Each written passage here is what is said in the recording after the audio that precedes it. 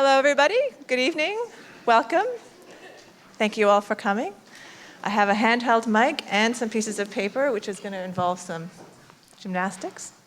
I want to welcome you all to St. Mary's and thank you all for coming out to have our conversation about sexual violence on university campuses. I'm Diane Crocker. I'm a professor here in the Department of Sociology and Criminology, and I'm one of the organizers of this event. I should also introduce my co-organizers, if I can find them. We have Amanda Neeland and Joanne Meinecker from MacEwan University. Yes, thank you. Oh, it's going to be an applausy night. That's great. And Margaret McKee, who is in the Sobey School of Business, who I don't see. She had to teach, so she may sneak in a little bit late. So those are my co-organizers. Before we begin, I would like to acknowledge that we are on Mi'kmaq, the ancestral and unceded territory of the Mi'kmaq people. Next, I would like to invite Diane Taylor-Gehring to come and welcome you. She is the president of NSCAD University. She is the chair of the Council of Nova Scotia University Presidents. And in her spare time, she is co-chair of the province's Sexual Violence Prevention Committee. Diane?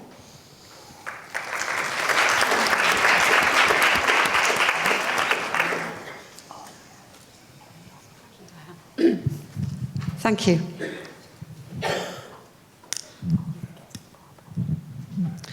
Well, thank you very much for inviting me this evening, and good evening, everyone.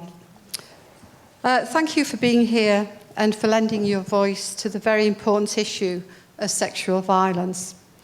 As co-chair of the province's Sexual Violence Prevention Committee, I have a keen interest in efforts and ideas that are focused around prevention. And so I'm very much looking forward to tonight's discussion. My co-chair and senior executive director of higher education with the Department of Labour and Advanced Education, Ava Gazapli, was hoping to join us tonight. Unfortunately, Ava has been called away on other business, and she's asked that I pass along her sincere apologies. For those of you that have had the opportunity to attend the research event earlier today, I'm certain that the presentations and facilitated conversations were thought-provoking and provided opportunity for meaningful and in-depth discussion about this critical issue. Sexual violence is a serious health, social, and public safety issue, and the extent of its impact is so much greater than what's reported. To help address this issue, the province released a sexual violence strategy titled Breaking the Silence, a coordinated response to sexual violence in Nova Scotia. Sexual assault is estimated to happen 20 to 25% of university students, with most incidents occurring within the student's first 2 years of school. This is an alarming figure. We also know that marginalised groups, specifically members of the lesbian, gay, bisexual, transgender, queer, intersex, asexual, two-spirit and others community, women of colour, immigrants, refugee and Indigenous women, and women with a disability experience sexual violence at a disproportionately higher rate. The 2015 to 19 Memorandum of Understanding between the Province of Nova Scotia and the Nova Scotia University commits the parties to working together to address the issue of on-university campuses. This work occurs in the context of the province's efforts to address sexual violence through its Breaking the Silence strategy. The MOU, in part, outlines the work that is to be achieved related to sexual violence. Most notable are two key pieces of work. Firstly, each of the province's 10 universities are required to develop standalone policies on sexual violence. The policies will focus on prevention by promoting greater awareness through education, clearly state complaint procedures and response protocols for addressing the issue within the institution, and be published in a manner that is understandable, easily accessible and publicly available. The MOU also commits the parties to form a working committee to address sexual violence. The Sexual Violence Prevention Committee was formed in September 2016. The committee, which was made up of government representatives, student representatives, first responders on campuses, faculty, administration, and representatives from community-based organisations with expertise in sexual violence prevention, and they met regularly over 8 months. Our work has resulted in a number of recommendations on sexual violence prevention for government and university presidents. A combination of committee members' knowledge and expertise, as well as research and presentations on best and promising practices in sexual violence primary prevention, were used to develop recommendations for sexual violence prevention on Nova Scotia University campuses. The report outlines 10 recommendations with an aim to change the culture in which sexual violence exists from one of tolerance to intolerance. Our report and recommendations will be tabled at a meeting of the university presidents next week. Government and universities recognise the critical importance of facilitating dialogue on this issue. That's why they established this committee. It's also why they continue to support important events like this. Through dialogue, we raise awareness and understanding and facilitate collaboration. And through collaboration, we're better positioned to identify new solutions.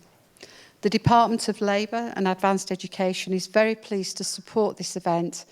I trust that you, as researchers, policymakers, community activists and students, are further inspired to work towards this change. And finally, I want to thank our esteemed panel of members for sharing their expertise and time with us today. Welcome to Halifax. We look forward to a very engaging discussion with you this evening. Thank you.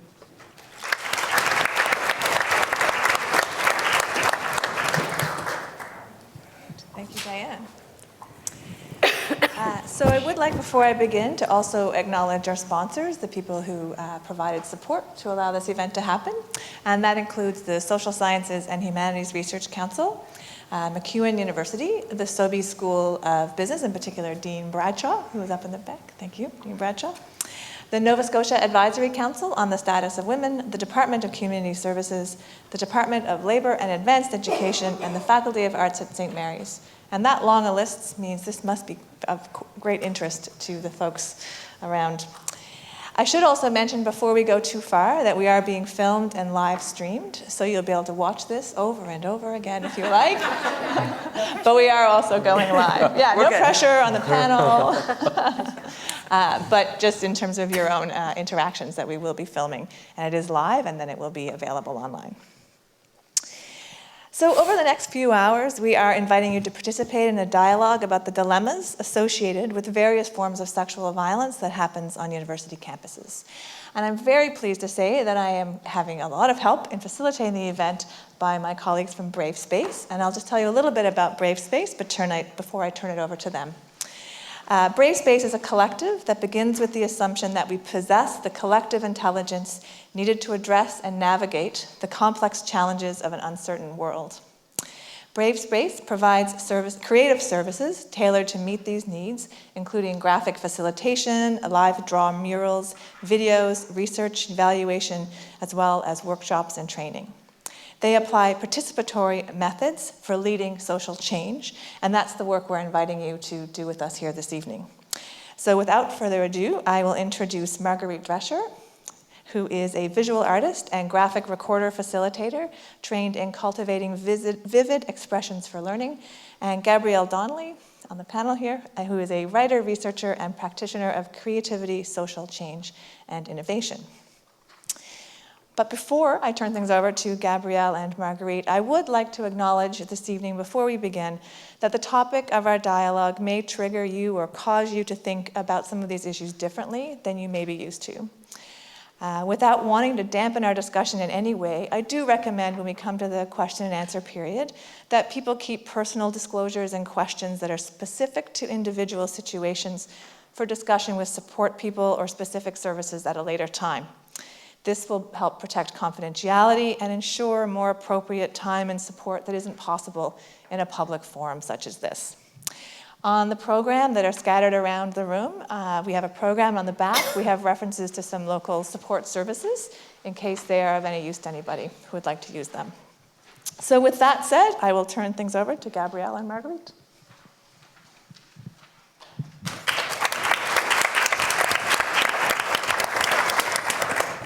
Thank you, Diane, and again, welcome everyone to this public conversation and panel about campus sexual violence. And really to just give you a sense of why this conversation and why now.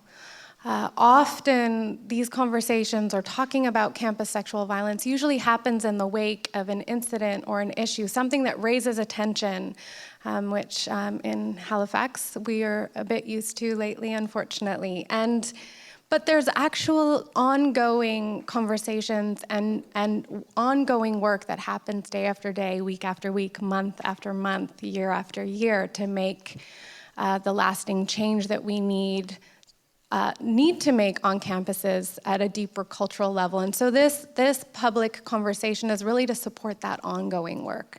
And so thank you all for joining us. And I'm going to introduce our panelists. So the furthest away from me is Jason Garcia, VP Student Life at the Students Association of MacEwan University in Edmonton.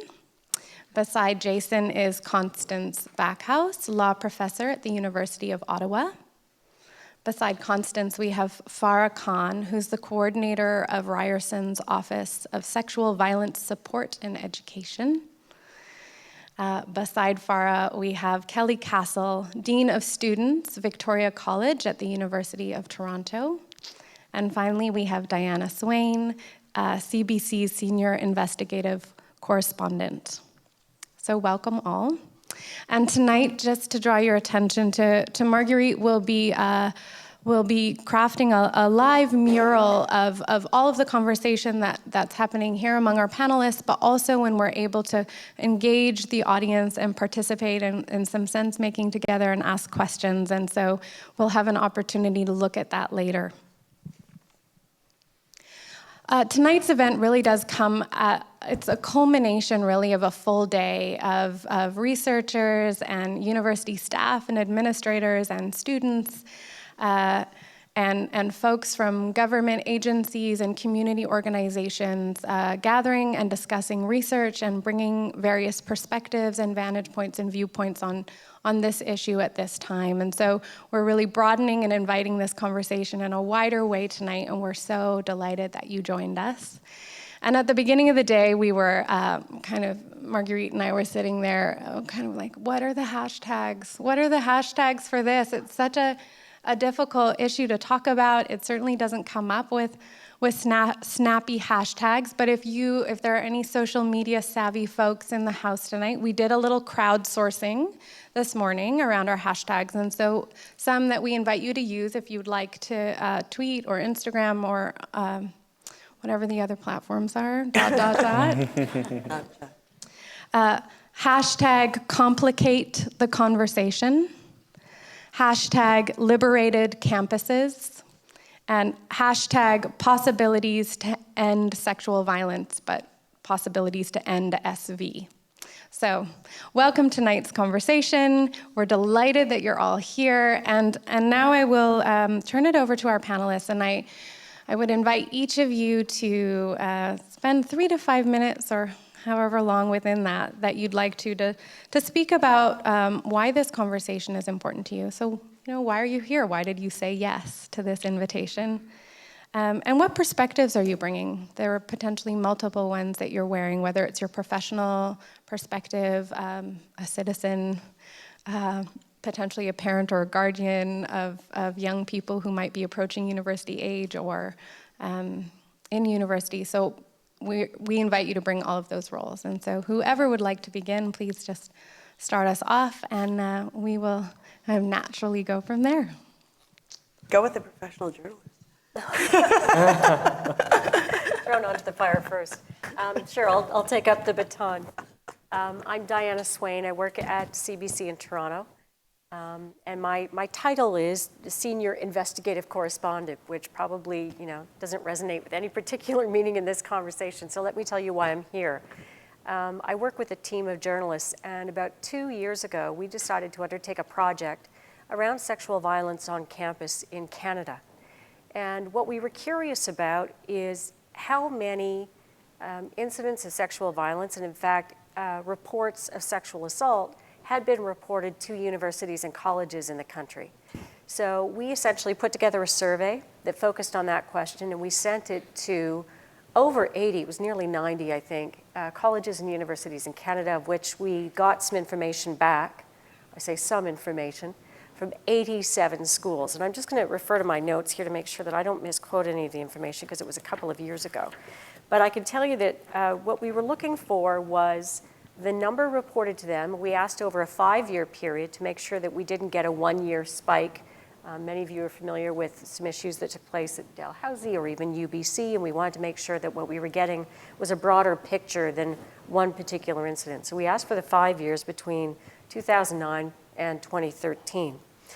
As the information started coming in, some things became evident early on. Most principally that there was no compendium of information like this that existed in Canada. No one had ever tried to put it together before, no one had asked. What it also revealed is that there was no universal framework for keeping track of this information. Simply put, universities and colleges were themselves, in their own way, deciding how to track this information, where students or faculty should go. And so you really ended up with a kind of apples and oranges, to be simplistic about it, approach to tracking this information. What also became clear is that even though this seemed like a new question to be asking in Canada, for over 20 years now, there's been something called the Clery Act in the United States.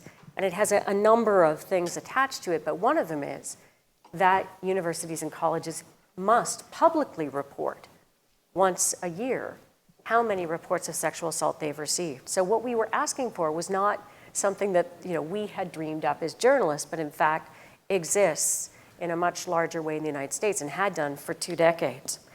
So once the information started coming in, and I'll tell you, it wasn't easy to get. My colleague Laurie Ward, who was the person who interacted directly with all the schools, had multiple conversations with schools trying to explain what we were looking for and didn't always get a very willing response. Some schools told us they track how many reports they get, some don't, which raises questions about where those reports go and how much meaning is taken from them when they're made. Some schools, more than a few, asked us what we meant by sexual assault. I think that's pretty interesting because sexual assault is not a media term. It was not designed by the news media. It's a criminal code term. And while I agree with some people who say it's too widely imposed, it can, the range can be quite profound, the notion that schools were trying to interpret for themselves what fell into that category, I think suggested that there was a lot of work to be done. Some schools do, and have done for a few years, made it a part of their routine to publicly post a number on their websites. But in at least one fairly significant case, we found that the school was, with its knowledge, publishing a number that was far lower than what it really knew existed. So when we got it all together, we did get some numbers. We found that there were more than 700 incidents reported to schools over the period of 2009 to 2013. The highest non-adjusted number was 57 over 5 years. That was at Ryerson. And Ryerson, to its credit, kind of owned that number, if I could put it that way, and said, we take no comfort from the fact that these things happen, but comfort from the fact that people felt comfortable coming forward. And that was part of what we were trying to illustrate in our journalism, was to say a high number doesn't mean most terrifying place. It may mean most welcoming place to share what's happened. By that extent, we were surprised by the number of schools, about a dozen, who told us they'd received no reports over 5 years. And they were not confined to one part of the country, though the most of that 12 or so were in Quebec.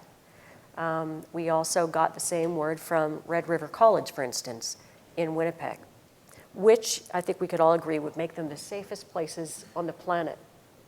So if we assume that that's probably not reflective of what really took place, the wider question would be, why wasn't someone reporting it? Did people know where to go? Did the people who were getting the information know what to do with it?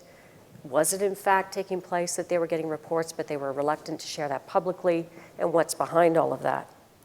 When I talked to you about the one school that didn't share its full number, it was UBC. UBC had previously committed to publishing a number. What's unique about UBC is that it's the only place in the country that also has an RCMP detachment on campus. So what the university did was it posted the number of reports that went to the university's specific security detachment, not to students who may have, quite reasonably, gone to the RCMP detachment on the campus. So what it meant was that UBC published a number of 16 when the RCMP number was 70. And we arrived journalistically at the number 70, and I say that because the number they provided us with was in fact much, much higher. And we, not being able to determine without violating confidentiality which ones were sort of double reports, took that larger number and quite conservatively parsed it down to take out anything that could have been double counted. UBC had already committed in a previous report to putting the double number, hadn't done it, and now does. Let me just move along. We also find often as journalists, and particularly in investigative work across all issues, that we're trying to gather information at the front end of a story without tipping our hand always about, especially to our competition or to those who might seek to hide information, what we're looking for. So what often happens is that once we do a story, that's when the flood of information comes in, because now we've been able to put it in front of the public and we start to get much more specific examples of what we've been trying to find. So to that end, stories that came out of the initial group that we did that talked about the Clery Act and some of the successes and challenges for that act still in the United States, which is not to say that it's necessarily diminished the incidence of sexual violence. And still, even when I was there 2 years ago at Brigham Young, it was being investigated for not having been transparent. And there were 20 schools at that point in the United States under investigation and about to get fined for being less than transparent, for in fact violating the law. What came out was that, for instance, Brandon University, a young woman had come forward with a report of assault by a fellow student.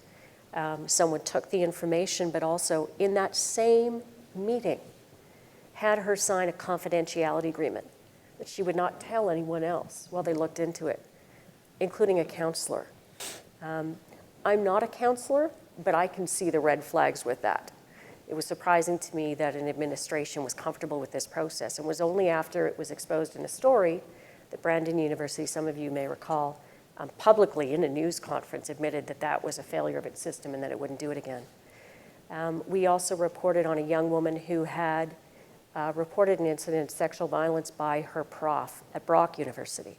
And it raised a whole different element, which was that we had been so focused on student-on-student violence, and that the issue is in fact much, much larger. And in her case, there had been an investigation.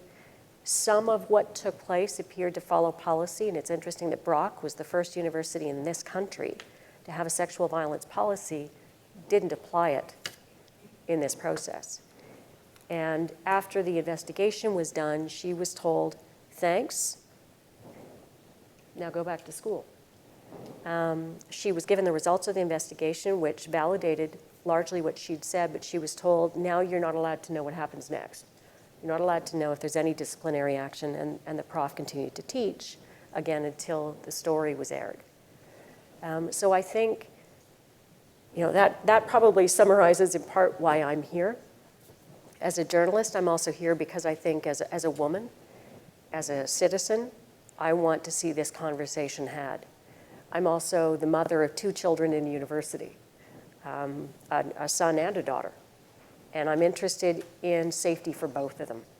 And I'm interested in them both being comfortable as students, as citizens of the world, and as people who want to, even as their mom, start to develop their own sexual experiences without being afraid.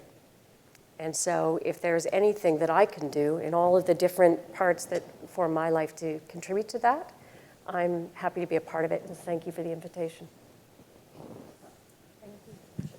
Thank you. Kelley, would you like to go just next? go around? Yeah, sure. I suppose in answer to the question of what I hope makes my perspective somewhat interesting is that I began my interest in sexual violence working as a student activist. So I was doing my undergraduate degree at Carleton and wound up in a bad situation. And would never in a million years have gone to me. So instead went to a women's center and started being the coordinator at the women's center and worked at the Sexual Assault Support Center doing violence prevention work, crisis intervention, and some analysis of media representations of violence against women. Went on after that to do graduate work in philosophy, and a lot of my work there was around the issue of epistemology and theories of knowledge and how we come to know things. Excuse me, I'm sorry, tickle. And whether or not it's a possibility for situated knowledges. So whether in some sense, to criticize the idea of objectivity in language, especially with respect to women and especially with respect to violence. And so I was marching along my academic path and then wound up accidentally applying to be the Dean of Students at King's College. And so I wound up there and found that I very much enjoyed the intersection of academic and some more personal contact and being able to hopefully make some changes within the university. I then became the traveling dean show and went to Trinity College in Toronto. I was there for 5 years and have since been for the last 6 or 7 years at Victoria College at U of T. So I've been moving around from institution to institution. And one of the things that I find having done that is that while we're quick to point fingers when events happen that we are all well aware of, coast to coast, it's somewhat ridiculous to point the fingers because really the ability for those kinds of things to happen at any one of our institutions is just there, and we all know it. All of the people who are in those environments are well aware of the possibility, some actively trying to work against it, and some happy to have skirted it. So that's the perspective I come from. Some of the things that I would like to dig a little deeper into, I would say, are we all have various different legislations, and Bill 132 has now come into effect in Ontario, and other people have different similar bills at similar stages of evolution. And compliance with those bills, I have some reticence about, but with the caveat that I am super proud of our governments for having taken this very seriously, and some of the people who are in the government have moved me beyond belief, as we know, with their knowledge and their compassion to our students and to their situation. So I'm very happy to have had these legislations. Notwithstanding all of that happiness, I also have some concerns. One practical one just about reporting. So if I count it once and somebody goes to see their chemistry professor once and somebody reports, so our numbers, and I agree, it's not whether it's high or low, it's whether it's accurate. Our numbers will be complicated, especially at the University of Toronto, where it's very decentralized and where we have 100,000 undergraduate students. It'll be very difficult for us to collate and understand what that data means. That's the more practical side. The more philosophical side is that I'm sometimes worried about whether or not the move toward having universities be the judiciary and be the people who are making these kinds of decisions is recreating and perhaps just spreading out the problem of formalized responses to sexual violence not working. And so one of the things that people have talked about in many of these conversations is the difference in the burden of proof. So people say, it has to be beyond reasonable doubt in the courts, but in the universities, it just has to be probable. And we know from practice and from experience that that is not the case, that it is still a very high threshold for proof, and that it will formalize and sometimes be daunting to students. And it's been made clear to me, although I think I'm super friendly, that no one ever walks through that door without knowing I'm the dean. And it's the same thing, I think, with going to the police, and it's the same thing with going to anyone who's viewed as an official. And I'm worried a little bit about how that will unfold. Still happy with the legislation. I think that's probably in a nutshell version. My name is Farrah, and I work at Ryerson University. It's very strange for me to work in an institution now, having done my work since I was 18 at violence against women, grassroots organizations, as a peer advocate, and then moving forward into a coordinator, and then getting my master's in social work and starting to be a therapist. It was very strange that all of a sudden, after doing grassroots organizing, one day I got a call from the provincial government, a member, and they said, oh, the Minister of now the Status of Women would like to meet you. Like, okay.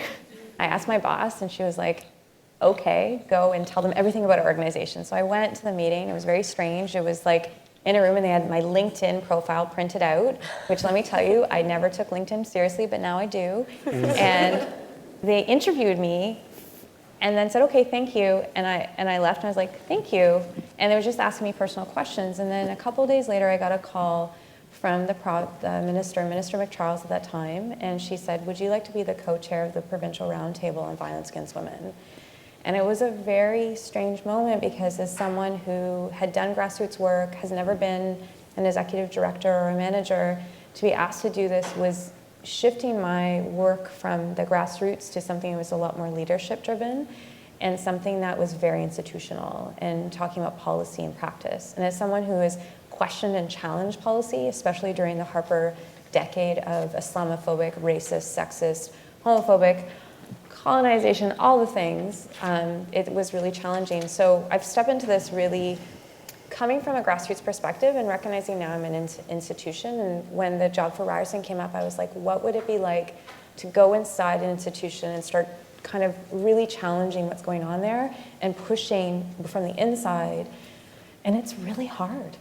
It's really hard, and it challenges everything that I have around being a feminist and being committed to that.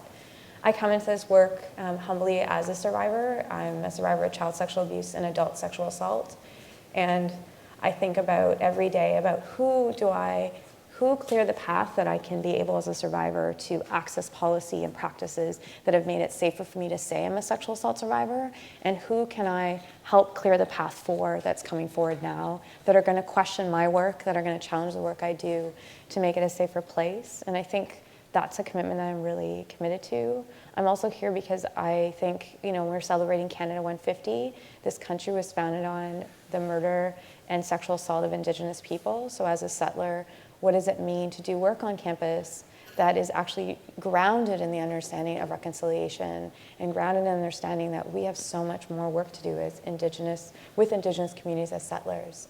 So I come to this thinking, there's no perfect person, there's no perfect answer, but I really want to see a change, because I believe that if we address sexual violence on campus, we may be able to address sexual violence everywhere, because we have to make those links.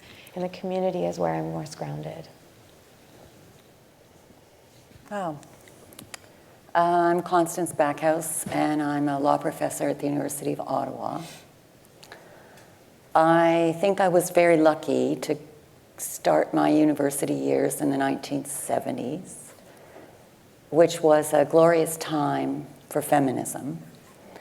We felt we were right in the middle of the revolution. I can't begin to convey what that felt like. I was one of the co-authors of the first book on sexual harassment, which was a phrase that wasn't invented until the 1970s. And we thought we would conquer the world. So we went out to say, well, we'll just write a book on sexual harassment, and we'll just start talking to people, and they'll tell us their stories. And as it turned out, we couldn't find a woman that we interviewed who hadn't been sexually harassed, even though most of them didn't define it as such before we got into the conversation. So we knew it was a really big problem. So I got into it first through sexual harassment, and then I got very interested in sexual assault. At that point, it was called rape, and battering, as we described it back then. It was a time when the women's movement was so strong that for those of us who wanted to identify as feminists, it wasn't whether or not you would work actively almost full time. It was just where. Which group would you join? Which nights would you be out? Which potlucks would you be at? Which speak outs, which conferences, which activism would you join? So it was a wonderful time to grow up. And it was pretty hard as well because you're in the thick of the storm all the time. And so I decided that to sort of calm down a bit, it would be useful if I became an academic and did calm research. But I didn't want to leave violence against women or sexual violence, and so I decided to do history. And so I combined law and history. And I went back into 2 centuries worth of Canadian legal records to look for women from the past whose cases of sexual violence had made it into the courts. And it was lovely because it was very calm. Everybody was dead. And so nobody was going to be hurt if I misinterpreted what happened or if I came up with theories and ideas that were wrong. And I so often did that. I would have to say I changed my ideas a lot of the time during those decades. But it was also so heartening because I have to say the Canadian legal system has never been friendly to people, and men, women, and children who've been victims of sexual violence. So they always lost. They went to the courts, they always lost. But they were so brave, and some of them spoke in such ways. One woman in London, Ontario, in the 19th century, early 20th century, said, her name was Mrs. Burton, Mary Ann Burton, and she said to a vicious defense lawyer, "Don't you bully me." And she was a working class woman who was a boarding house keeper who lived next to the dump in London, Ontario. And I read that in the transcript and I thought, and they made fun of her in the newspapers. The journalists thought she was a riot, but they ridiculed her and they were sarcastic and they talked about the fact that she was fat, voluble, couldn't stop talking. And I thought, I can write her story and I can do justice to her the way she should have been heard. And it just made me feel so much braver to know that Mrs. Burton was out there 100 years before us, saying the things we were still scared to say today. And it was calming. And I think on some level, if you're going to be out in the forefront fighting these battles, and they aren't easy to fight, but you need something that settles you. And I found history was that niche for me. And so I've just been gripped by women's history and law. And I've been so fortunate that the public taxes that you pay my salary to do this work. And it's remarkable. So to bring this story full circle, I've been in this for 40 years. Actually 39, but going on 40. And I have changed my mind a lot about what I think on sexual violence. I haven't always been right, although I've been passionate about my views every time I held them. But one of the depressing things, I think, is after 40 years of really hard work, most of the women who started out on this struggle with me feel that we haven't accomplished what we set out to do. We had big dreams. We were going to win the revolution in our lifetimes. We haven't. And so I think we're maybe at the cusp of the start of something fresh. I don't know if you can equal the 1970s, but it would sure be fun to try. And I think that cusp of new energy is on campus around sexual violence.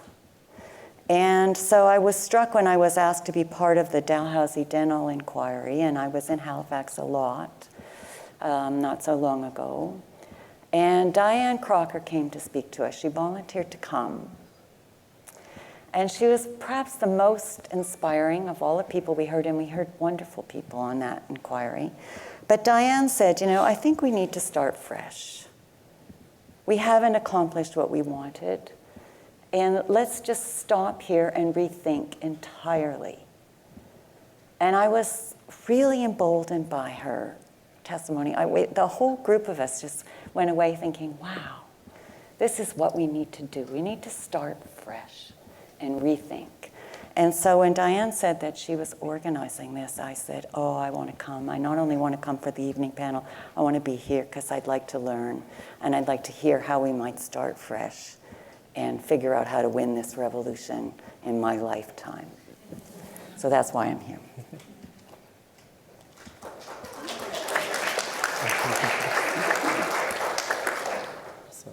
I guess that's me. Wow. Hi, everyone. My name is Jason Garcia, and I am both a student and the Vice President of Student Life of our Student Association at MacEwan University. For those of you who don't know, it's in Edmonton, Alberta, in Amiskwaciy Territory, in Treaty 6. I guess some of the reasons why I'm even here, and I feel very grateful to be beside such incredible, passionate leaders on the topic, I guess, is just because as many of you in the audience know, as students, staff, and faculty, the issue still happens. The issue is still very silent. But amidst that silence, there's so much of an energy and a level of activism that's out there that many of us share and continue the work. And as for myself, in terms of my family, there has been sexual violence within my own family. I grew up experiencing and seeing sexual abuse quite often, and where it became very normal as a 5-year-old. And I remember even sometimes being a 5-year-old wanting to debate whether I call the cops or feel taken away or separated from my family because of that, or having been told that's a fear of something that I shouldn't do because, family is important, up to where fast forward kind of being on campus now, where in my first year, I have to credit the feminists and the many students before me in this work at MacEwan University who were part of a feminist group on campus and who were trying to communicate to our student body at the time why sexual violence was a campus issue. Many of them almost wanted to start this kind of petition saying that MacEwan University needed a sexual assault center or needed to deal with the issue at hand. And so from that point on, there was a big conversation where we had a program that was funded through Status of Women in Canada called uSolve, which stands for University Students Offering Support and Leadership for Violence Elimination. And through that work, we had some stuff go on campus where there was a campus climate survey, there was stuff going on in terms of identifying just how much this was a campus issue, even though there weren't really many supporters behind it. At the least, there was someone, faculty members, and a few students that I was not yet a part of that were doing some work to make sure that the campus community knew it was an issue. 2 years later, that funding ended back in 2014, and that group kind of stayed at a lull of trying to wait around and see where they could gain more support. And so where more of us being a part of Feminist Club on campus as well as a queer group on campus, we still continue to vocalize as well why this was an issue. Many and more students, and some of which are even in the crowd right now, continue to do some work until there were allies within the institution and up in senior administration in my school even, to realize that this was not only an issue, but we needed to be a leader in this way. And so MacEwan University actually was one of the first, if not the first institution in Alberta to develop a standalone sexual violence policy back in fall of 2015, in which they consulted students and they involved a campaign called #NoPlaceHere in order to really identify how strongly this was something that stakeholders on campus, staff, students, faculty, and community members saw this as an issue, and to spread awareness of this policy.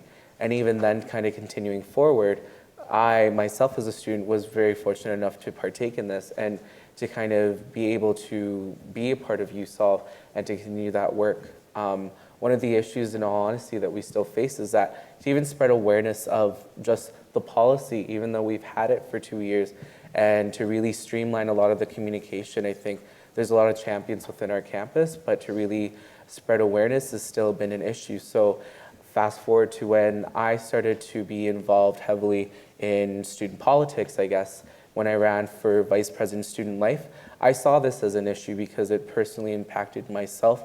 I knew too many survivors in my lifetime, and soon enough, well before I myself ended up becoming a survivor of sexual assault in the recent past year, it was something that the campus community needed to hear. So when I started going out and campaigning that there needed to be increased supports for survivors of sexual assault, meanwhile our institution was still gaining a lot more traction with the policy, I did many class visits and was completely shocked at how often complete strangers, students that I've never met before until I just kind of put myself in front of their classrooms, would tell me, thank you for talking about this issue, or would even state, I can't believe that MacEwan is doing this, but even more so where they said, I have been a victim and I've never told anyone on campus before. And whether or not it was because it was a campus sexual assault or it happened at some point in their lifetime, they knew it mattered that their campus was addressing the issue. And of course, we're still being critical of what we do and what we put out there, but it's something that definitely resonates with the student body. And so, of course, there's some backlash. And even then, this past election for me to come back, there is an interesting thing where, campaign a little bit harder and to have a sustained position for sexual violence prevention and education with our coordinator, who's sitting in the audience as well, to be permanent, because we see this as an issue that isn't going to go away anytime soon, but we want to do our best to address. You put yourself out there in student politics, people have access to you on social media, and there is this online forum where they asked me, this one person asked me very serious questions and started to really trigger a bunch of survivors and started to post various comments about victim blaming, supporting rape myths, calling me, saying that I'm not considering fair processes, even though I am really concerned about the fact that there's still such a high or lack of reporting in general, as we all know, and to the point where there were hundreds of comments just asking this person to stop commenting, to where even then I felt the need to comment and to state my thoughts on the issue and to state that this is important because I myself am a survivor of sexual assault. And it was at that moment online that I came out as a survivor, someone who had been trying to do some work and to try and bring awareness to the issue. I came out as a survivor on such a public platform, and where I didn't know what to do with myself immediately after. I found myself kind of lost, to feel and to hear the words come out of my mouth, I am a survivor of sexual assault, almost felt not just empowering in that moment, but there were a lot of negative emotions coming out there to a point where I thought, how could I, a lot of almost self-victim blaming and everything, of thinking, I keep campaigning on this and I know better to, state that it's not your fault, I believe you, and everything else. Yet I still felt like a lot of shame and blame that I was giving to myself, despite that I know that it wasn't my fault. So it's one of those things that it's hard for any survivor to do on campus. And I mean, survivors come in all shapes and sizes. They're amongst, and I mean, all of us here, and the stats, it's very important. So that's kind of the reason why I'm here. And I mean, just to hope that, at least in the capacity that I can make space for the issue for myself, for other survivors. And even then, especially given that I'm only one voice, I only represent, although supposedly I represent 19,000 students, still being critical of the fact that I'm not representative of all students. I'm not representative of all queer voices, all Latinx voices.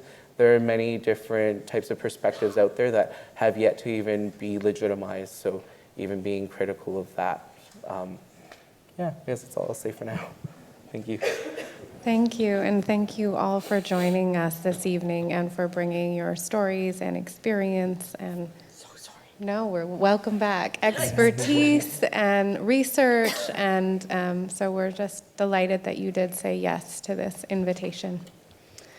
So this conversation or dialogue around this issue or this topic in the various ways it's been talked about over decades, it's been happening for a long time. So here we are in 2017, and so from your point of view, what's the same? What hasn't changed? But also, what's different? What's different in 2017? Well, I'll attempt to answer from one perspective, but I'm sure the others have a thought. I think, what hasn't changed is I think as many of us know, it is the resistance to acceptance on some level. The same attempt to kind of frame why it happened. Was someone too provocative? Did someone have too much to drink? It's kind of like those narratives don't seem to have changed, certainly not in my lifetime. But I think what has changed is that there's some pushback now to force people to kind of, just abandon that and to force people to talk more about personal responsibility all the way around. But I think why now is in part, perhaps part of it is the media, both some successes and failures. And failures, I'd talk about the Rolling Stone magazine. I think that, even, when I talk about the media, I'm talking about the news media, because the media at large is responsible for lots of things that I can't speak to. But sometimes there's critical mass. And sometimes the best thing to come out of awful things is discussion. So whether it's a series of events that called public attention, whether it's the news media's work on this issue, if the best thing that can come out of that is discussion, then maybe that's why we're at this place now. And certainly as a journalist, I've covered stories around sexual assault outside of campus life. I did a series that some people may be familiar with around Scouts Canada. And prior to that, did a lot of stories around the Catholic Church in Canada and some of the issues there. So it's not exclusive to one experience or one place in Canada, but the conversation right now seems to be around campus. And so it seems to me that as much as it's a difficult conversation to have, it could be very difficult for people for all kinds of reasons, it's useful to sort of try to take advantage of the spotlight that exists right now to make some positive change. Thank you. Taking turns? Well, I mean, as a conversation as well, so please jump in when you're ready. We don't all have to speak to each question, but if you feel compelled to answer And we're respond. sharing a cough from allergies. We both flew in from Toronto, so we're allergic to fresh air. tic-tac. Exactly. I'm going to hold this because then I can put it down if I cough. Can you hear me? I would say that my experience in university around this issue, which is I started in 1985, so 30 odd years ago, was that although some of the dynamics and some of the effects and the way that sexual assault and harassment, for that matter, are similar. And it might be the case that things are more exposed now in terms of problems in universities, which I am heartily happy for.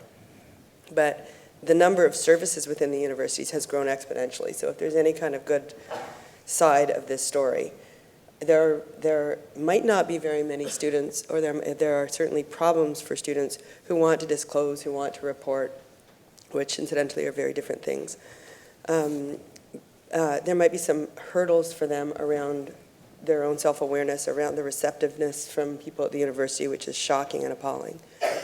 But there are very few students who wouldn't at some point early on in their career as students be exposed to information about the services and stuff on campus. There are more services on campus than there are outside of campus, for sure. And I would say that's the upside of it, if there's one.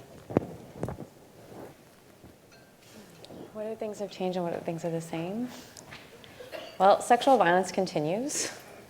And I think that's something that when I was in my teens, I was you know, I remember I had a T-shirt that was like, you know, I'm going to change the world. Like that was kind of my hopes, and the idea that it would end in my lifetime, sexual violence and violence against women. And I'm not as hopeful anymore around that, because I think it's going to take more than 1 to 2 generations.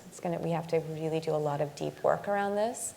And a part of that, what I do see that is different is that a lot of movements now include racialized, Indigenous, Black folks that are in somewhat leadership positions, still not enough, even on this panel. We see that when we see our universities. Who universities are hiring to run the sexual violence policy and programs are still oftentimes white cis women. As one of the only racialized women in a position in Ontario, I see that with my peers. So we still have a long way to go about even who we construct as a survivor, and are we willing to protect, and what bodies are still not being protected. So I think about Indigenous women, I think about racialized women, I think of low-income women. One of the things I appreciate from the past that I think doesn't get talked about enough now is that a lot of our violence against women and sexual violence movements were started by queer women, lesbian women. And sometimes we forget those histories, and I really think it's important to remember that, because wow, we're cleaning up a lot of heterosexual messes. And I think it's kind of important to name that history sometimes gets lost. And so I'm really interested in remembering the people that did a lot of the hard groundwork, that we're still having the same campaigns. Like we're still like, you know, when I was in my teens, I wrote the top 9 ways to not get raped with a group of feminists from across Canada. We were at a Rebel Girl, like, slumber party to talk about feminism, of course. And I looked at that list and kind of modernized it 2 years ago after the Ottawa police put out some tips on how to not get raped. And one of them was avoid pillars, doors, and walls. and then the Montreal police said, you know, don't take cab. You know, there's a rash of string of sexual assaults in cabs. Maybe women should not be taking cabs right now. And so we made this list, and what was hilarious to me was it's the same list as before. So I still think we have to think about, we're still doing victim blame, we're still doing shaming, but our movement is getting wider, and there needs to be, those voices need to be celebrated and centered, and those stories need to be told. I think some things have changed, although it'd be fun to have Mrs. Burton sitting in the front row here. She might not think that much had changed. I think some things have changed. I still remember the year that the first feminist book on rape came out, Susan Brown Miller's. And we all bought it, and we all read every line. And we then learned later that her intersectionality analysis was sorely lacking. And I think that part hasn't changed very much. But we did develop at least the beginnings of a feminist appreciation of what sexual assault meant. It's probably hard for any of you to remember, but before the 70s, the analysis of sexual assault was study the mothers of the rapists because they're the cause of the problem. I'm not joking. That was what the top psychiatrists who studied the problem wrote books on. That's what they did their doctoral dissertations on. So that's changed. We have a feminist understanding now of this problem. We changed the law. People point to Canada now and they say it has the best law on the surface of it that they can see pretty much across international regimes. We set up sexual assault centers. And credit to all the women in the room and outside this room who have worked endlessly to provide service and support and activism on the ground in terms of the front lines. What we didn't change was the behavior on the ground. I think that women are as at great risk, and women and children, as they ever were. We didn't change at the very fundamental level the disbelief of women and children who make complaints of sexual assault. That ran back into the 16th century, and it is still there. It's what you see every day in the Canadian criminal courtrooms, and probably in the adjudication of the university policies too. A fundamental disbelief of women and children who claim sexual assault.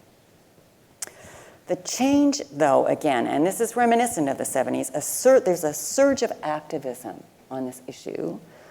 The questions for us will be how to do better than the 1970s, how to sustain it, how to nurture it and make it grow beyond the campuses, and how to figure out how to avoid the misfires that the second wave was engaged in. How do we learn from that experience to be more effective in our strategies and to have more success than our movement did? We can learn from those mistakes. Well, I don't believe I was completely conscious, or I couldn't consciously remember what went on 20 years ago, per se. But I guess what I could say is, in terms of what has changed, I mean, I definitely see, I'm about to convocate next week, and one of the things that I've at least seen in the last 5 years is that student feminist voices now more than ever are being taken more seriously. Whether it's intersectional feminist voices on campus, I couldn't tell you, to be honest. I feel like I have only recently started to be an activist in this kind of realm, and more in a support way than being at the forefront, but in terms of bringing those perspectives forward, or in terms of really asking that those spaces be made, I think there's still a bit of a challenge there. I really do feel that right now, in terms of the awareness that we bring onto our campuses, to our fellow students, as part of, I guess, like a group of activists on my own campus, I feel like we're still just providing the base awareness of wider issues. And I mean, as was mentioned earlier, I mean, to even break the surface about what relationship colonialism has with sexual violence in our country, or racism, or what the vulnerabilities that racialized, Indigenous, queer, disabled folks, or folks with disabilities have in terms of those realms. I think people are still unaware of that, or unaware of the vulnerabilities there. So I think there's still a lot to do. And I mean, in terms of universities, although I am grateful for the fact that I and other students have been consulted, and we feel like at our institution, for the capacity that we're at right now, for having student voices at the table, I know that's not the same case across the country, and I know that there's still a struggle. And the meaning, and from what I learned earlier in the conversation today, the meaning of consulting students sometimes has a different thought in the minds of administrators across this country, which really saddens me, being privileged to be in an institution where I feel like I've been consulted, and where I feel like we can consult again in the future. That still isn't happening in many institutions. So I think in terms of what could change is definitely who has a seat at the table.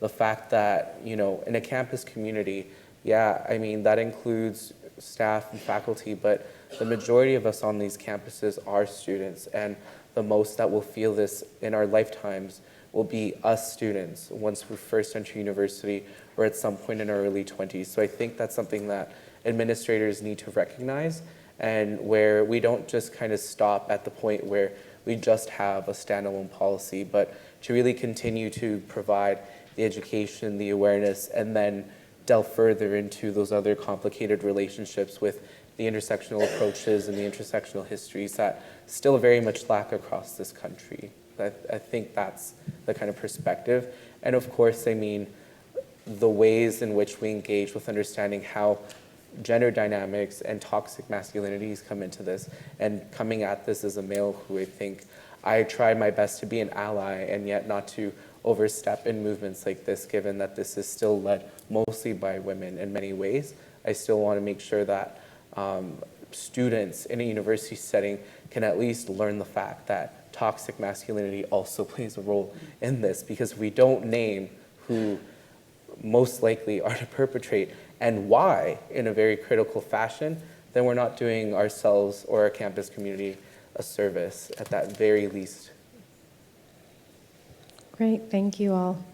To take that a little bit further, and actually, Jason, I'd love it if you could kick off this next question, which is, if we're imagining what a campus community, however we define that, communities, what would it look like without sexual violence? If, like, what would it feel like and look like? And to just imagine into that for a few minutes together, and knowing that there's both really visible aspects to how that might look different, but also what are the invisible or hidden things that would also be there.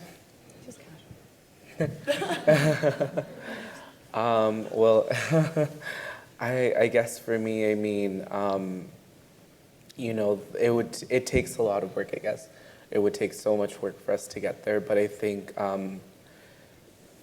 to see a campus free of sexual violence, I mean, you would have to see a campus free not just of sexual violence, but free of a mindset of settler colonialism, free of toxic masculinity, free of sexism as well as heterosexism, because all of those things still play an inherent part. I mean, in terms of the relationships, I mean, of colonialism and sexism, I mean, I know from the country that my parents come from, indigeneity is very much erased in El Salvador, given that that was a genocidal tool that was used to wipe out many indigenous peoples back home, or even then how colonial mindsets in that kind of part, that relationship, yet my family, for instance, wants to completely disregard the fact that they even are indigenous, because there is such a lack of respect for indigenous peoples back home in my parents' country, even though we clearly have a mix of that. So I still think that there's a lot more barriers to kind of overcome. So I think if we would ever reach that point, I think we would have to go through a lot more isms as well in terms of just sexual violence. And I mean, I want to see that in my lifetime, because sometimes I feel like, I enter into a room in a campus, on my campus, I enter into a room of a committee meeting of some sorts. Let's say it's about issues relating to LGBTQ students. Sometimes I feel like I'm being put on the spot to speak on behalf of everyone.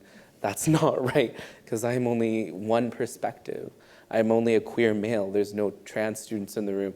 There's no students who are asexual. So I mean, there's still a lot of those barriers, I think, in relation to understanding, but I think we can get there. And I think for me personally, if I were to see a campus free of sexual violence, it would mean that all those other things that violence and power dynamics relate to are also eradicated. So that's kind of the hope I would see. Thank you. Constance. It's a really tough question, but I don't want to say that it goes in the long future. I mean, I think we should be thinking more quickly. We should be in a rush here. So then I start thinking, like, what would that university be comprised of? What kind of university would be free of sexual assault? And so I just fictionally imagine that it would be a campus that had an archive. And some of these ideas are coming from our panels this morning and this afternoon, but it would have an archive of historical events of feminist activism that would be really on display. And so we could be inspired by all of the people who've come before. And every time somebody did a feminist rebellion of some kind, they put it in the archive. So even if it failed spectacularly and you felt humiliated, it would be in that archive, and it would give somebody heart down the road. So I would like a whole building devoted to our efforts to get to this safe zone. I can also imagine that we would have different kinds of research and education. So one of the things that Diane's presentation to the Dow inquiry talked about was that the sad truth is that most of our education efforts, as valiant as they've been, don't seem to take. When we try to teach perpetrators not to do it again, when we try to teach prevention, it doesn't seem to work. And so I can imagine that the SAFE University has developed a new educational package, because that's what we're supposed to study here. We're supposed to be experts at this. That's 80% effective. 80% of the people who take it never commit sexual assault. sexual violence of any kind. And that we are gung-ho on the last 20%. And that our efforts are being redoubled to figure out why we missed 20% and how we can fix that problem. And I think also that we would have a research project that identifies more about why male perpetrators do this and why some men don't. There must be some men who don't. And I'd like to know why that is and figure out what we can learn from that would help us. And lastly, and this just sort of, this is where the future would be moving, which is I really think we've dropped the ball on child sexual violence. And I have a suspicion that if we could fix that problem, we would really dramatically change the shape of our society and our safe university. So I'd like to commit to, I know we talked 2017, let's say 2018, let's give ourselves a year, that no child born in 2018 and after would ever be subjected to sexual abuse. I would like to see a university forging ahead on that research and that project and guaranteeing that if you're a child in Canada from 2018 on, you're safe as a child. We might not be able to manage it. We might still have the 20% problem out there for adults, but wouldn't that make a difference to the adults that we give birth to and the future of our universities? Yep. There's a great project that came out of the United States called Generation 5 by Stacey Haynes, and it talked about in 5 generations, how do we end child sexual abuse? And they use a labor perspective to actually be like, okay, how do we mobilize our communities to have those conversations? And that's where I think we need to start building. I don't think a university on its own can be a space where sexual violence doesn't happen and then everywhere else sexual violence is happening. And that's kind of I feel sometimes when I got hired, it was like I was supposed to have this magic wand that would like create a force field around the university, and university would be this safe zone, and everywhere else around us would be, violence would continue to happen.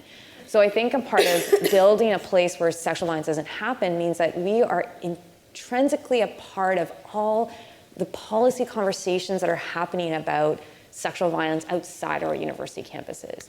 Like, we need a moment just to remember that just today, C-16 was passed by the Senate. And that is a huge moment around gender identity and gender expression being protected under the human rights in Canada. And I have, like, as a feminist, I think that this is a really important day. And so I think in terms of having this new world, we're talking science fiction right now because we live in a rape culture. Consent culture is science fiction at this time. It's science fiction. We do not live in a world where consent is the norm. I know that most of my peers, most of my loved ones have experienced sexual violence. So if it is science fiction, I want it to be different. I would love us to have universities where people talked about sex and not as a conquest, but as a collaboration. They talked about pleasure. I don't want to talk just about consent. I want to talk about how it can be hot and good and feel good for both of us, or as many partners as I want to have at one time. And I think we don't have campuses or comprehensive sexual health education that talks about pleasure. So when we talk about child sexual abuse, how we can eliminate it and challenge it is if we had healthy conversations that sex is normal and touching yourself. Like, listen, I thought I invented masturbation when I was 15 because no one had told me that this magic button was, other people had it. So I think, like, you know, because I went to Catholic school and I was raised in a very religious home. And so I think, like, we need places that foster that. So I think campuses are, if your campus is not committed to the safety of the whole community, the whole city you're from, the whole community that you're in, that you're not knowing the policies that are going to affect your students, if you're not like, yes, comprehensive sexual education may be taken away from us in the next election, and you're not fighting tooth and nail to make sure that it stays, then we have to question that. So for me, a campus that is safe in the science fiction world would be one where it is a community campus, where university is free, where we don't have to pay for school, that our students aren't coming out in debt and so scared to say they were sexually assaulted because they don't by a person in a position of authority, that they stay in those programs. that we are places where we talk about pleasure, where men and masked folks are allowed to exhibit all forms of masculinity that are speaking about tenderness. And the most important thing is we work from a place of radical love.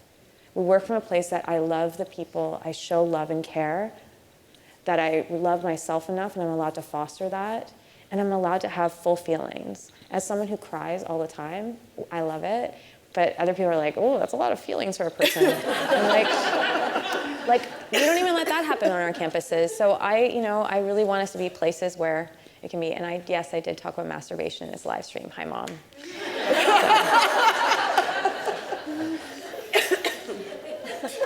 On that note. Yes. How do you follow that? And I think you need to have your mic.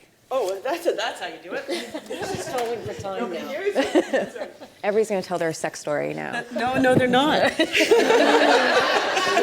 That's where you're wrong, Sarah. You're right at almost every other juncture, except that one.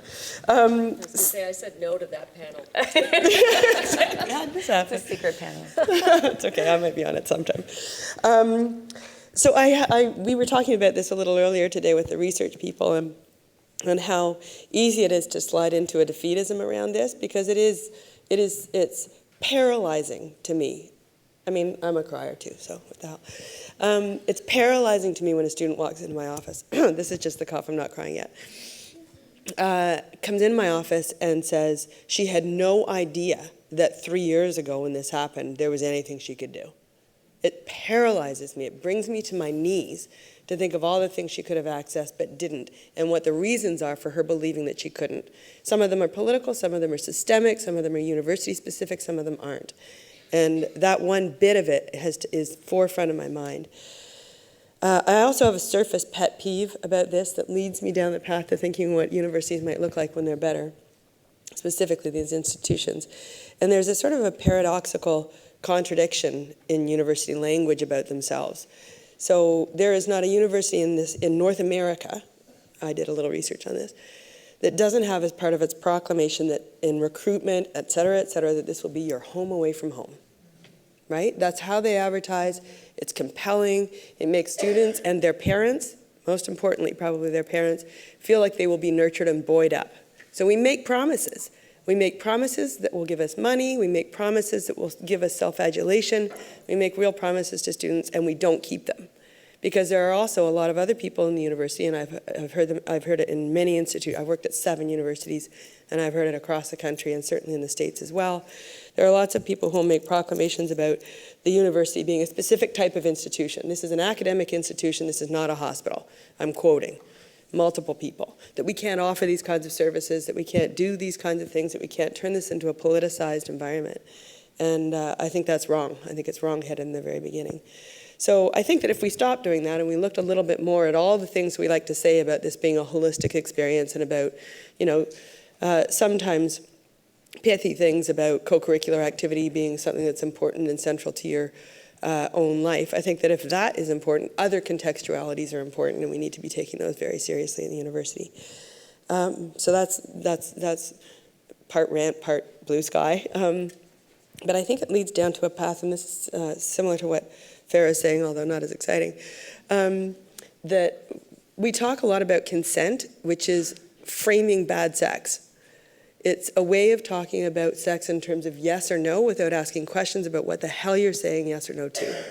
And there are students who come into my office we've had great conversations today during the research meeting with one student who was saying that she had recently started to have conversations about sex, let alone good or bad sex or happy or sad sex. And so until we have more real conversations about the real lives of students, the complicated web of their life that is going into the academic. I mean, we expect them to be able to compartmentalize. But if I'm 50, if all of a sudden 1 year I move, I have a child, I have a new job, money, some other issue, it's a lot to handle. And we have these students coming in first year who are also first time dealing with sexuality, first time away from home, first time dealing with complicated money issues in a competitive environment, all of these things, and we expect them to be resilient. So we have to be very careful about the kind of place we're providing in the future. I hope that place is much more all-encompassing as an institution. That's my rant. You know, I would start by saying, for me, this is precisely the value of these discussions, is because when you started with Jason, I was already formulating my answer, which is, it can't be done. You know, I was going to just be Debbie Downer and say, I'm not sure you can get there, and that you certainly can't get there in isolation from the rest of society. Universities are not on another planet, you know, in particular downtown Toronto. You know, tell me where the line is between Ryerson and Eaton Centre. You know, my daughter goes to Ryerson. She spends way more time at Eaton Centre. So for her, there is no line outside of that. And my son's at UT. And so the idea that I'm not sure you can define the separation between a university and life off university, because even for a first-year student who's been there a week, Yes. that line erases so quickly. So, you know, that was kind of how I was going to frame my negative message. But listening to all of you, I sort of think, well, maybe there is room. You know, and Constance, I'm feeling like I got to go and, like, you know, walk out of here with my fist over my head. But that's good, because I think, you know, the only time we make progress is when we have some confidence that we might. Even if we can't get to the end in your lifetime, my lifetime, any of ours, at least if we kind of think we can, there's a possibility of achievement. But, you know, if you just say, I don't think it can happen, as I was about to, you know, it's a self-fulfilling prophecy. And I think, Farrah, a lot of what you said was completely valid. And, you know, now I'm trying to, with a camera on, take off my journalist hat and put on my mom hat and tell you that, you know, I was raised by a single parent, by a woman who was German, raised in Germany in a very conservative world, who approached parenting myself and my daughter by being quite open. And so that was just the way I saw the world, was with what I was taught. And yet I learned early on, a lot of my friends knew very little. And I'll be frank, learned the hard way. What sex was, what consent was, what their choices were and their rights, you know, through this kind of stumbling through darkness experience. And then I would have thought that a generation later, as my children grew up, that with all of the information out there, and sure enough, I hear through them, through conversations and things that their friends are saying, that it's remarkable how little young adults know about themselves, about what it's like to make decisions by yourself, when you're not around a group of people to support you, when you're not living at home. So I think, you know, we all have a responsibility to try to fill in the gap, but it's complicated, because, you know, my journalist hat back on will tell you that there are, as all of you know, hugely difficult, passionate discussions around sex education. And nobody gets to be the decider outside of that person's family. So it gets really complicated. And as you know, you then receive thousands of first years with a fantastical range of knowledge, a lot of which is incorrect. And you know, without that knowledge, you know, what fills darkness, if not the truth, is you know, everything else. So I think, you know, is there an answer at the end of my long soliloquy? I'm not sure. I think, you know, I'd like to believe that this is possible. I think it's a societal issue more than a campus-specific or university or post-secondary, that if we see it in that narrow frame, I don't think it can be fixed. You know, the one metaphor I'd pull on, and I haven't fully thought this out, so if you see flaws in this, you're just like one step ahead of me, which is that when I was growing up, and I'm 51, so I got you beat by a year. You know, I grew up in BC in a small town where, you know, I'll be honest, if drinking and driving was illegal, I don't think anyone knew. Oh, yeah. It happened all the time. And I was frequently, for lack of a better word, as a teenager, a passenger in a car driven by someone who'd been drinking. And I remember having moments of being uneasy, but it would have been the last thing I would have considered, was to call them out or to prevent them from driving or to take away their keys, and the things that my children have absolutely no reservation doing now. And drinking and driving, well, I'm sure we have not eliminated it, certainly is culturally a a much less embraced thing, if I could put it like that, by this generation than mine. So I would only say that, you know, generational change can happen fairly quickly if you just shine light on things and say, we're not going to tolerate this anymore. You get enough people behind it, it becomes the unforgivable thing and not something that everybody just kind of does and doesn't talk about. I'm sure there are problems with this metaphor. But Carry on. Well, I thank you, each of you, for speaking to the hard parts, the difficulties, the feelings of feeling disheartened, but also the potential cracks where the light gets in and what we can possibly move towards. And so I want to turn to our audience now, and we're going to have some time for questions and reflections to the panel. But before we do that, we'll just take about 5 to 10 minutes for you to turn to your neighbor, and I encourage you to meet someone new and just digest a bit of what you've heard, but also in connection to the questions that you came into this room with tonight. So introduce yourselves, say hello. What's coming up for you now? And we'll reconvene 5 to 10 minutes. I'm giving a very vague timeline here because I need to check my watch. And I'll call you back soon.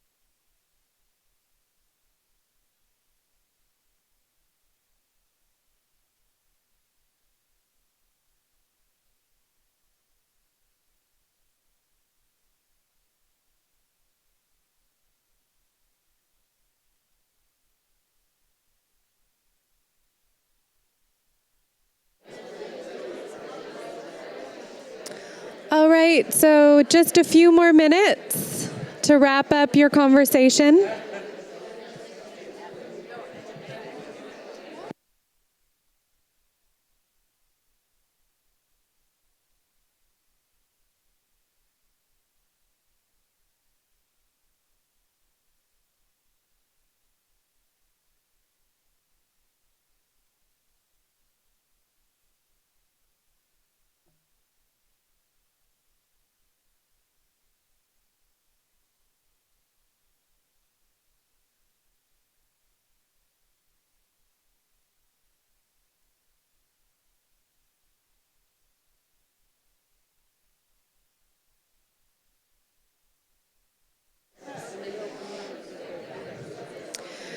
Great. So when you're ready, I invite your attention back to the room.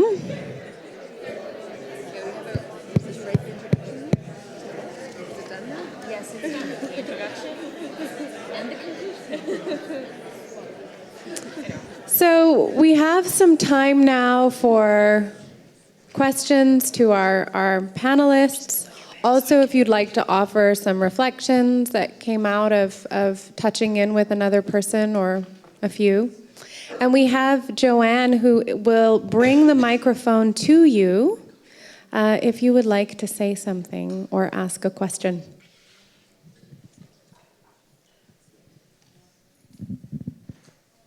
Hi, thank you for coming to Halifax today and discussing a very important subject. I think for me, just with the last question you raised about what does a campus look like that has no sexual violence, a lot of what came up was discussing communities and universities. And I guess for me, what I'm asking is, where's the line as far as when people come to you as a dean and say they were sexually assaulted and going to the police?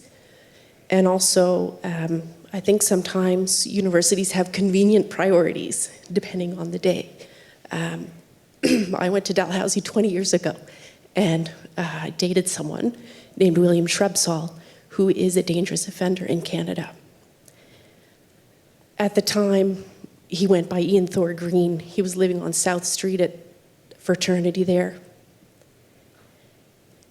And he ended up also being on America's Most Wanted list. I questioned his identity. It's a long story, but my point is, the university was asked, this fraternity is basically on campus. What were you doing? How come you haven't addressed this? This is kind of post finding out who he was. That wasn't their area. That wasn't their neighborhood. They were not there to get involved. Fast forward 5-7 years later, there were noise concerns coming from that same fraternity. All of a sudden, there's community consultation between that fraternity, the neighbors, and the university.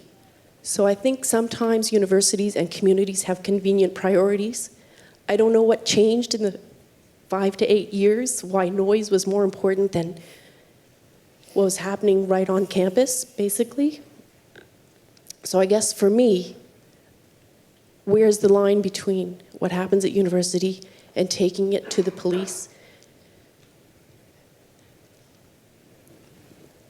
I think that's all for now. You're gonna need your mic.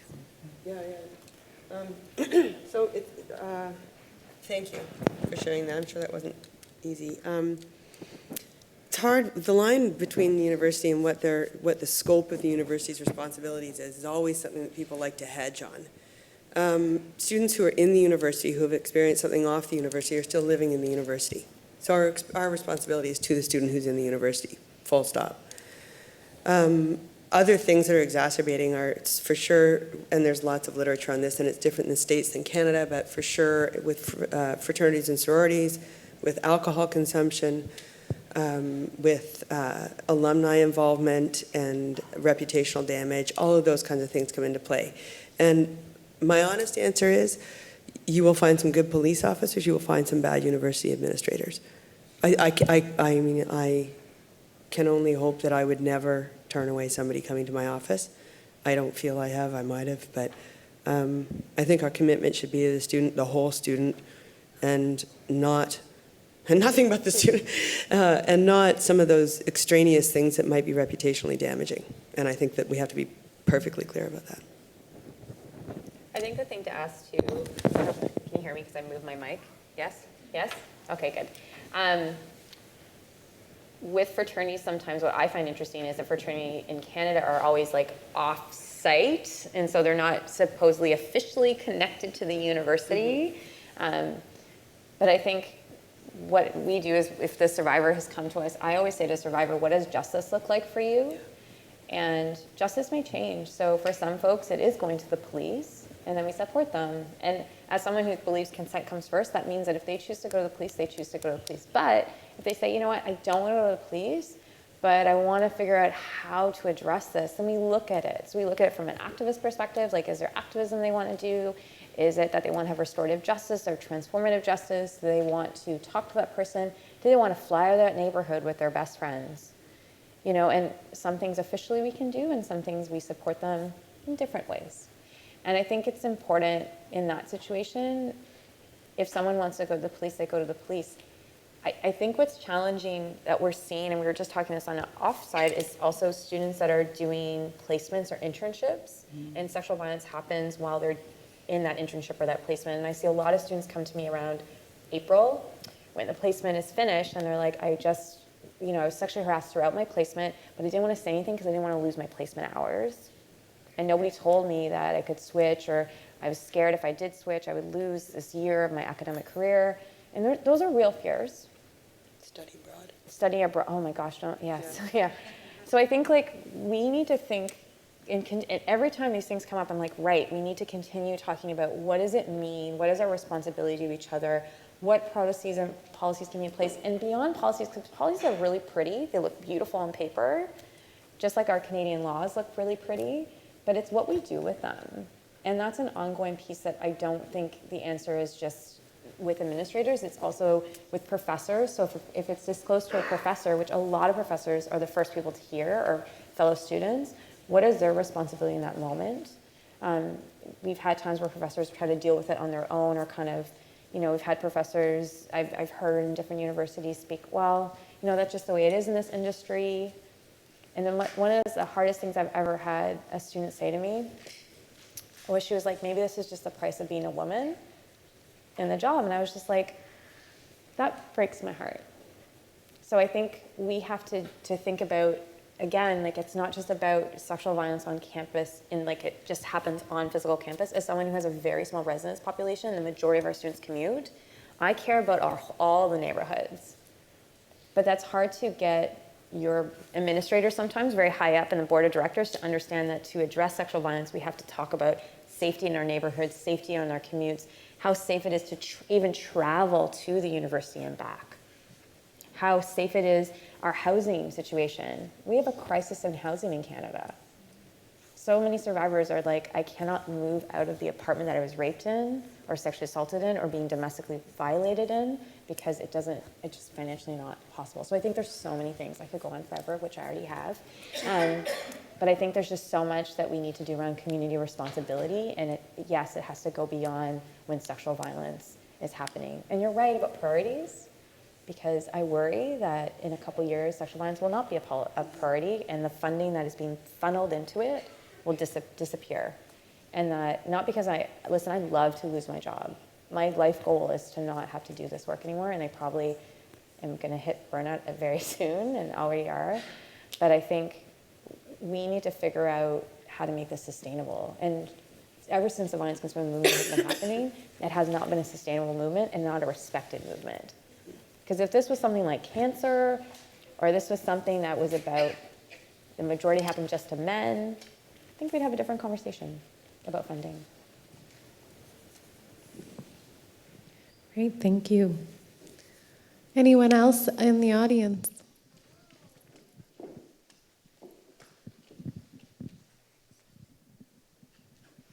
Hi, thank you for being here again. To reiterate, amazing speakers, thank you for being here. So I put together sort of some of my thoughts here. This question is mainly directed to Constance, but everybody can answer if they'd like. So I mean, we've seen recently and continuously that there's failures in the criminal justice systems for survivors and victims of sexual assault and rape. And I want to know, then versus now, is it better? Are things better? I know you're talking about this insurmountable challenge where, maybe we haven't met your goals, you haven't met your goals, but what has gotten better? What do you see as some plausible betterments in policy, access to information, access to legal counsel, and survivor supports throughout the process? Well, I don't think the criminal justice system is working. I can't imagine having anybody tell me it is, although maybe there's the odd defense lawyer who might say that. But one of the positive things is that we have some feminist lawyers now. And I was heartened today in our session when somebody said to me that the feminist pro bono lawyer who was working for her was the best thing that happened to her in the experience. And I thought, because I teach women, students, and they want to do that kind of work.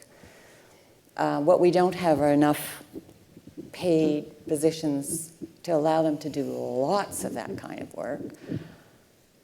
But we could, and that gives me heart. There are people in that system who believe like we do in sexual autonomy and the right of women to be free in terms of their sexual choices and to have that respected in law. The system itself is not geared to help, though. And I vary. There have been decades where I've said, don't give up on it. This is our criminal law too, and if we give up on it, that's not fair. And there have been decades where I said, I just give up. So there's no hope here. And I have to say that if I were sexually assaulted, I would not go to the police. I would not go through the criminal justice system. And the sad part is that most judges would say the same to a female relative. So that's the negative side. But the positive side is there are feminists in the legal system who want to make a difference. And I try to encourage more. I've never met a feminist that I didn't say, gee, have you thought of law school? It's never too late, Maybe part of the reason. We've had students in their 70s. It's never too late. I do think we can make a difference. And I think we're trained in advocacy. And maybe that's what we need is more feminist advocates. Maybe we need to take that advocacy out of the criminal justice system and put it into a slightly different setting that has more potential for women. I guess the additional side to that is I used to argue for more serious penalties. I used to stand up and give speeches that compared what you get for a burglary compared to a very serious sexual assault and say, now, isn't that awful? We got to put these guys away for longer. And I didn't know anything about prisons when I made those speeches. And I didn't realize that that was not a feminist remedy.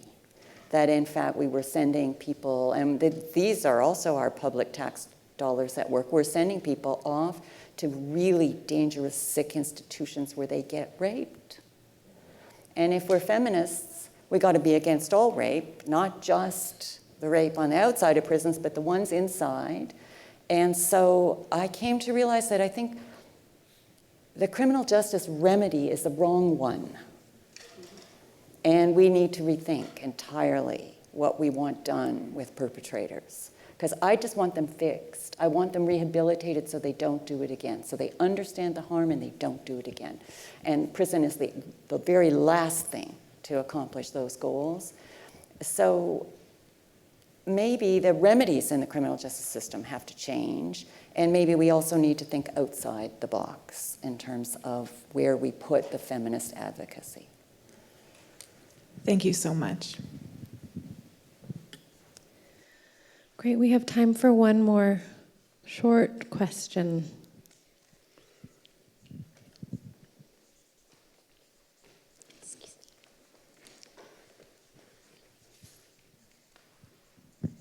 Hi.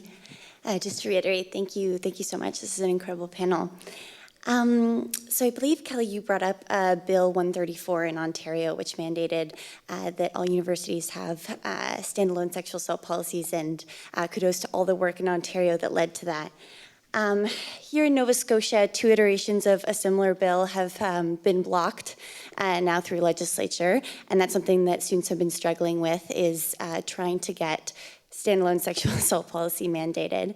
After the second bill was blocked by the Nova Scotia Liberals, there was a letter that was released by university presidents which demonstrated that they came out against the clause that would mandate public reporting of incidents on campus because they were worried about what it would look like and recruitment. So I think what was exciting about the discussion today and also this panel is we're talking about campuses as sites of change who really can be leaders on addressing sexual assault. And I'm wondering if folks can also talk about maybe the tension and the reality that universities are often the ones actively opposing the type of work that folks are trying to do. Oh, well, I'll jump into a part of that. I mean, obviously, I don't represent universities, so I can't speak for them. But I would say this. When we were doing our stories, that we were talking about the fact that there is this disparity in Canada and the US between reporting, for instance, and that was what we largely focused on. That the conversation often shifted to, well, why would a university put up this number unless every school has to do it? Because doesn't that school now sort of tip the scales outside of context and make it look like it had sort of a guilty complex that it had to put this number out, and now nobody has a frame with which to assess what it means. And I think there's some validity to that, so that would be the argument for every school doing it, in a way in which every school is tasked to kind of come at the number the same way. And someone referenced there's a difference between reporting and disclosure. There is. So there's no perfect number, but if nothing else, it would create a dialogue. And I think it actually does a bit of a disservice to parents and their children who were sending on to higher education to decide that they don't know how to interpret the number. I don't think that it would. I don't think it would stop someone from going to a school to see the number. I would hope it would encourage them to ask some questions, some smart questions. What is your policy?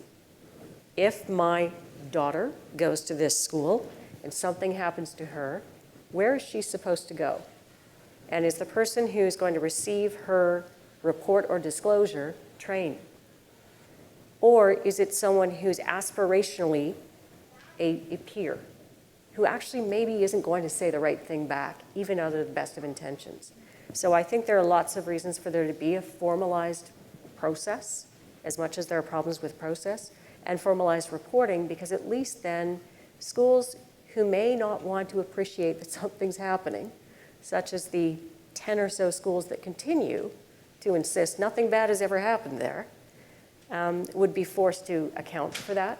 And if they continue to put up a 0, the provincial body, the provincial government or some other oversight body would then be at least attuned to maybe there's a problem here that is, beyond what's happening on campus. It's about how the administration is dealing with it.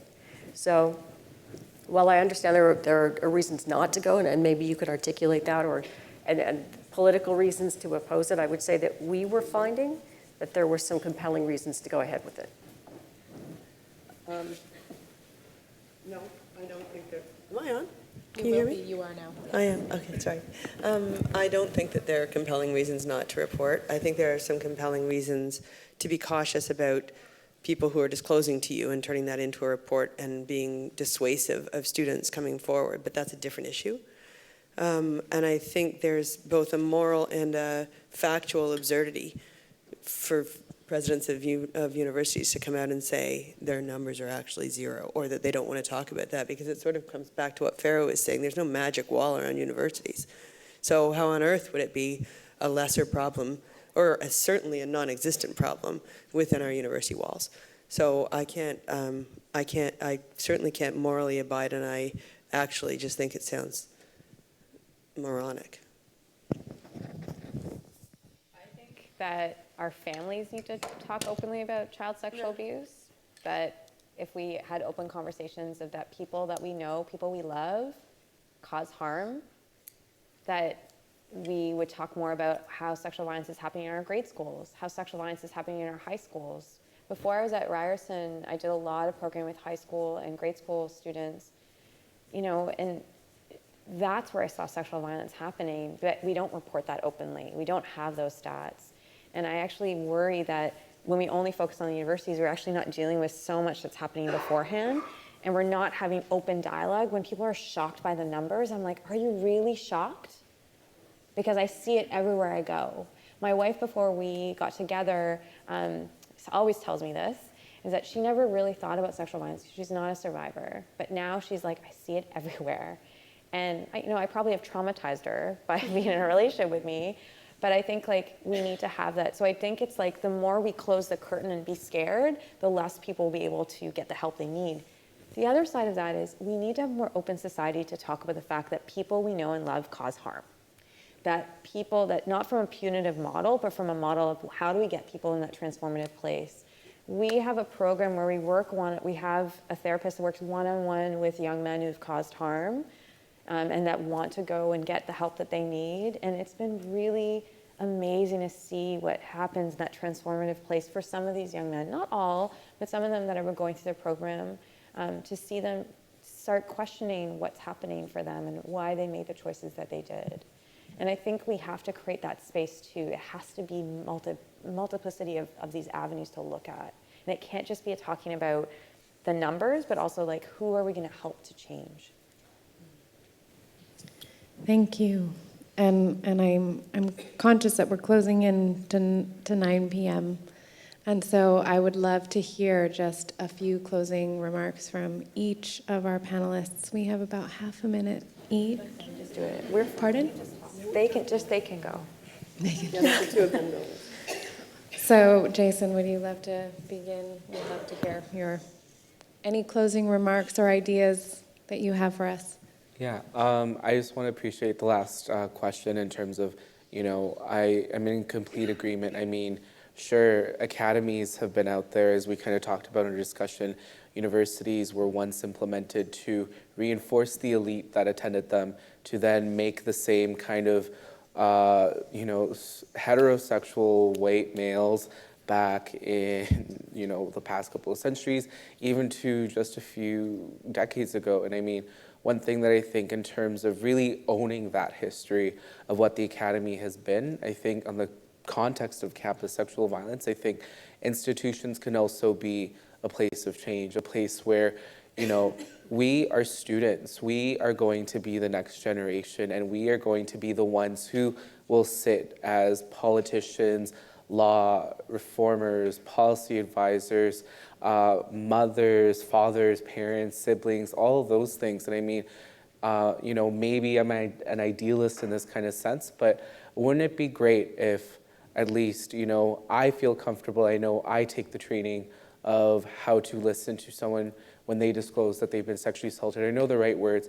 How great would it be if all students knew that, if all students knew exactly what to say, if all students called in or called out when there's a microaggression going on within that power triangle of oppression, and all students knew a better respect for each other that they can carry into the world. I think universities can be a place where, sure, universities can blame what's happened or the lack thereof in terms of secondary and primary education, of lacks of sex ed, but I think universities can really be a marker of change. And again, I think given what we see here and the amount of students, staff and faculty in the room, I think there could be so much more. And I think that's what needs to happen, is that we need to be leaders in this front so that we can really, truly work towards eradicating sexual violence.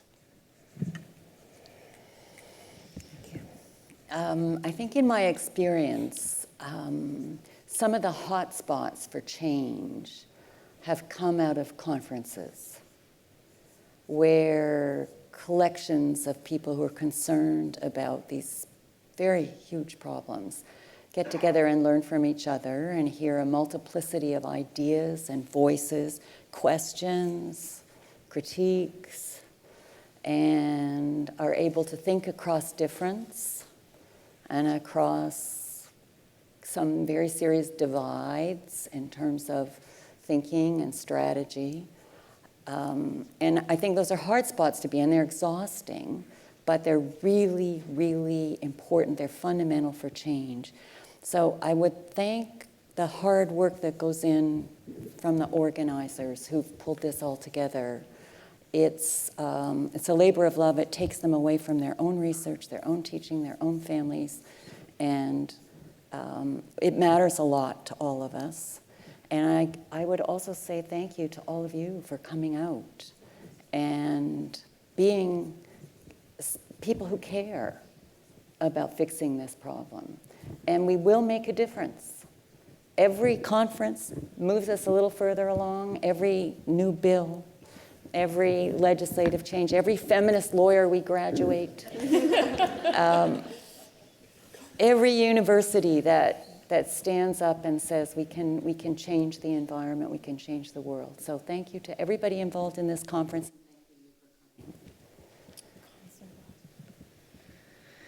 Thank you, all of you, and for the audience coming out this evening. And we have come to the close of our evening, and I will invite Diane up for final words. I have no final words, except to thank you again all for coming and for being interested in the issue. I want to so thank our panelists who all have very busy lives, and I'm so pleased that you joined us, and I was very enlivened by the discussion, and I hope you all were as well. Joanne, are you coming down? Yes. We're a well-choreographed team. We've practiced this several times. Thank you very much, Joanne. We just have some gifts. All we want to do is just symbolize a token of our appreciation to all of you, and I should make sure I get the right box. The bags are very impressive. They are.